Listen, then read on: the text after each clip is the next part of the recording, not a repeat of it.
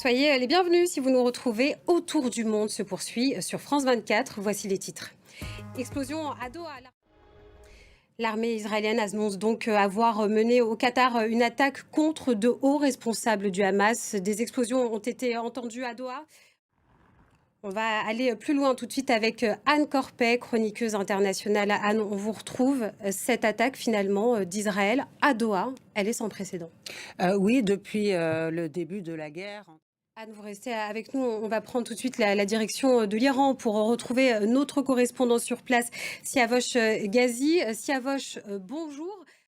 L'Iran fait partie des premiers pays à avoir réagi après la revendication de l'attaque israélienne.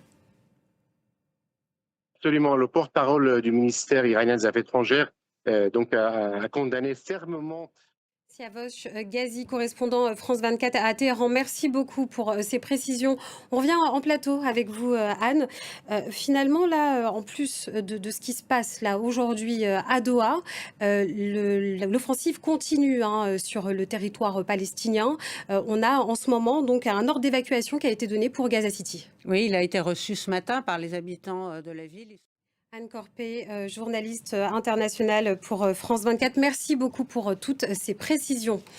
Dans le reste de l'actualité, en Ukraine, l'offensive russe continue. Aujourd'hui, un village de la région de Donetsk a été pris pour cible. Au Brésil, le verdict du procès contre Jair Bolsonaro pour tentative de coup d'État devrait être rendu à la fin de la semaine. Ses partisans ont manifesté dans plusieurs grandes villes du pays. Quelques jours du verdict, les partisans de Jair Bolsonaro exigent l'amnistie. Cette demande a-t-elle une chance de voir le jour, Marine? Marine Reis, correspondante France 24 à Rio de Janeiro, merci beaucoup pour ces précisions. C'est la fin de ce journal. On se retrouve dans un petit quart d'heure pour un nouveau point complet sur l'actualité. Je vous laisse avec à l'affiche.